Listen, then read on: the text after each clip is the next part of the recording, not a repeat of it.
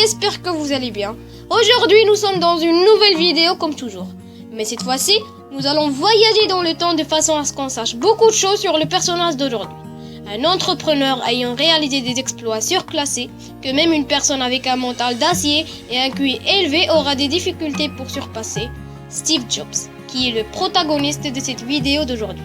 Mais avant de commencer la vidéo, certes on vous le demande très souvent, mais si vous voulez nous encourager, rien qu'à cliquer sur le bouton s'abonner qui est juste en bas et exploser le bouton like pour nous encourager à faire mieux et à nous surpasser. Et maintenant, plongeons ensemble dans le cerveau du mordeur de pommes, alias Steve Jobs.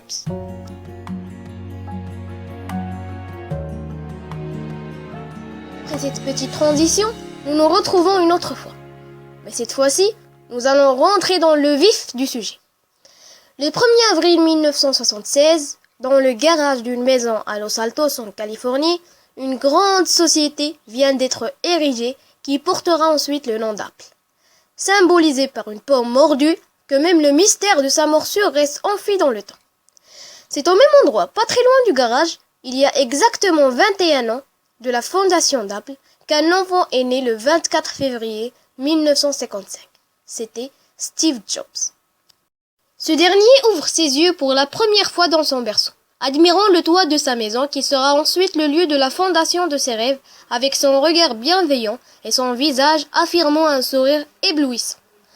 Entouré de ses parents, Stephen Paul Jobs, surnommé Steve Jobs, apprend pour la première fois à lire avant d'intégrer l'école. Après qu'il ait soufflé sa 21e bougie, Steve découvre son garage et devient ainsi fondateur de sa société qui connaîtra un très grand succès qui est bien sûr Apple. En 1977, Apple s'enfuit de son garage poussiéreux et devient ainsi une société respectée par les entrepreneurs amateurs. Un simple américain qui devient ensuite figure majeure pour l'électronique grand public, connu pour être l'inventeur du smartphone et de la tablette tactile. On sait que les dessins animés Toy Story, Cars, etc. sont animés par Disney, dans le studio Pixar. Mais si on plonge dans le conseil d'administration de Disney, on trouve le fameux Steve Jobs, et qui est aussi dirigeant du studio Pixar. Il y a une anecdote qui dit qu'après être à la tête d'Apple et qu'il est pour la première fois de sa vie des employés, même qu'il est son fondateur, Steve était viré par le conseil d'administration d'Apple que lui-même l'a créé. Pourquoi ? C'est à cause de son manque de respect envers ses employés. Mais il est revenu comme un prince après que le conseil administratif le supplie de réintégrer cette société.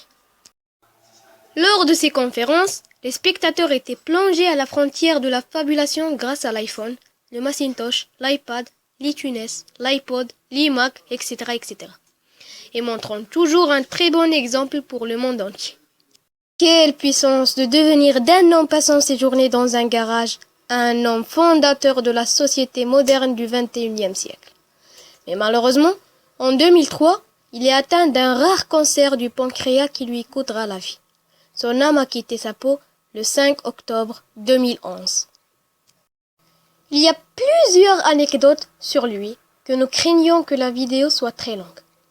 La preuve qu'il est une légende, c'est qu'il est mort en 2011 et que maintenant nous sommes en 2020.